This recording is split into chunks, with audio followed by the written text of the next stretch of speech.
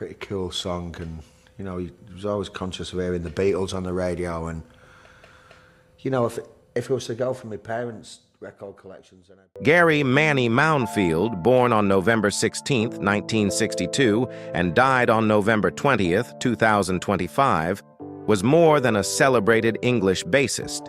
He was a vibrant spirit whose music, warmth, and unmistakable groove left an imprint on the world of rock. Best adored for his electric presence in the iconic bands The Stone Roses and Primal Scream, Manny built a legacy that pulsed with passion and authenticity. At the time of his passing, his net worth was estimated at $2 million. But to those who loved him, the true value of his life was measured in the joy, rhythms, and memories he gave so freely.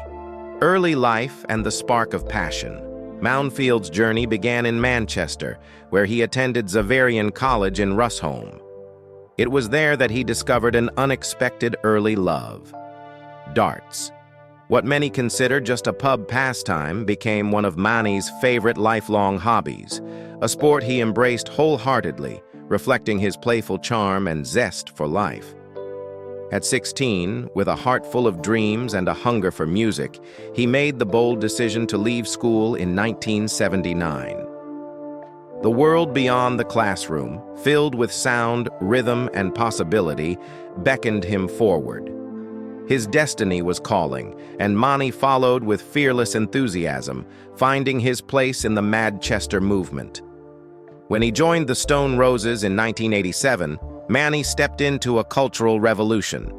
The Manchester music scene, alive with swagger, hope, and a brand new sound, welcomed him as one of its brightest stars.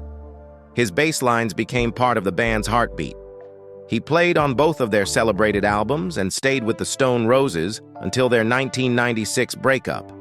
Almost a decade of pure musical magic. His iconic Rickenbacker 4001, splattered with paint like a Jackson Pollock masterpiece, symbolized his daring creativity. It was more than an instrument, it was an extension of his soul. When the Stone Roses disbanded, Manny, never one to stand still, found a new musical home with Primal Scream. His admiration for them ran deep. He once said that, aside from Primal Scream, the only other bands he'd have happily joined were Oasis and the Jesus and Mary Chain. His loyalty, honesty, and enthusiasm made him beloved across the rock world.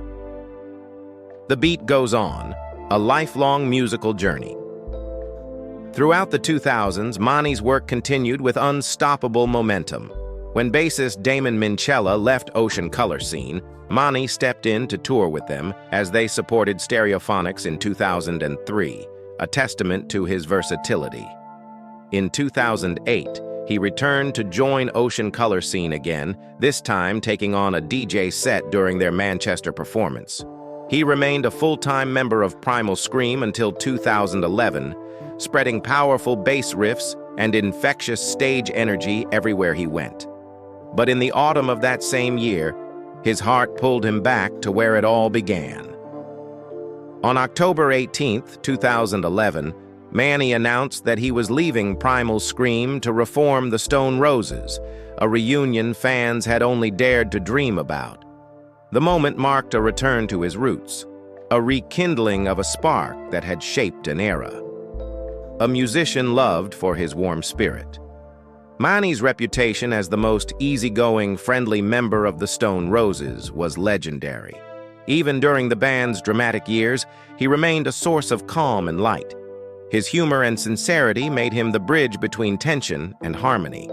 Despite once joking that the Stone Roses would only reunite when Manchester City won the European Cup, he was often seen as the member most open to bringing the band back together.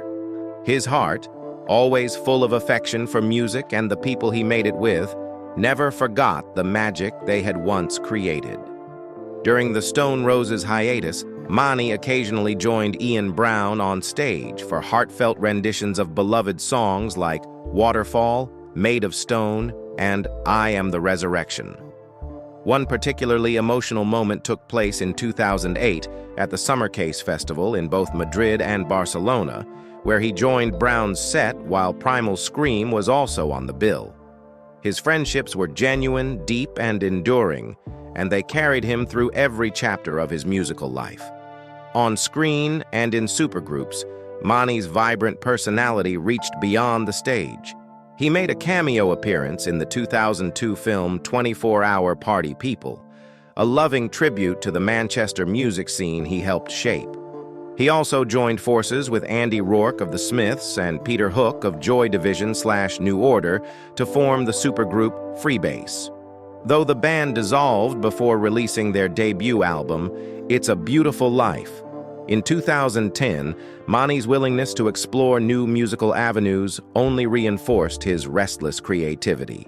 In 2007, he appeared at Manchester vs. Cancer, DJing with passion and joining Ian Brown to close the event with an unforgettable performance of I Am the Resurrection. He even stepped into the world of sports entertainment with a guest spot at the 2009 World Darts Championship, combining his love of music and darts for fans who adored his down-to-earth charm. In December 2010, he shared the stage with Paul Weller at the Manchester Men Arena, shaking a tambourine with the same joy he brought to his bass.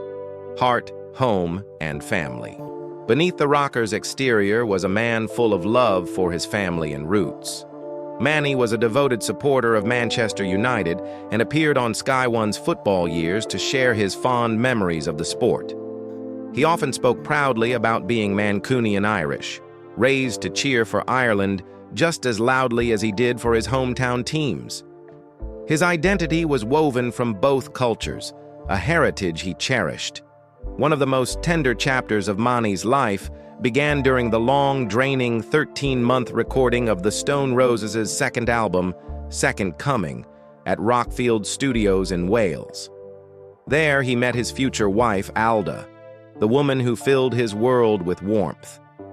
Together they had twin sons, forming a family filled with love and laughter.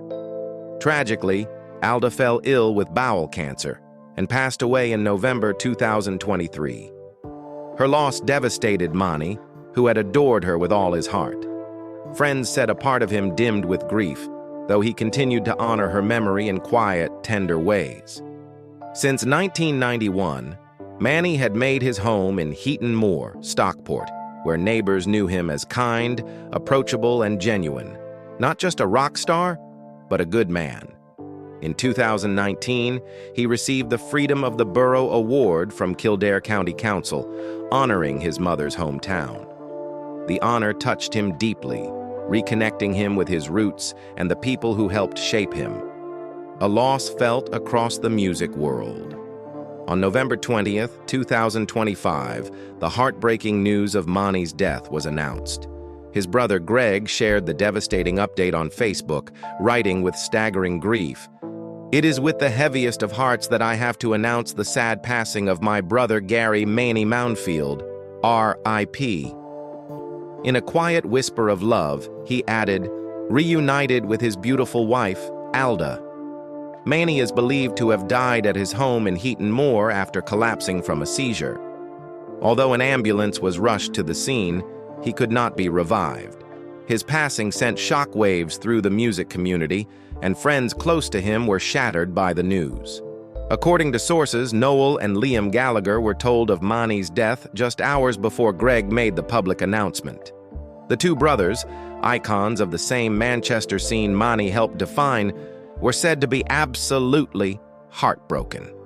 His death came only 2 years after losing Alda, his soulmate. Their twin sons, now grieving both parents, remain in the prayers of fans and friends around the world.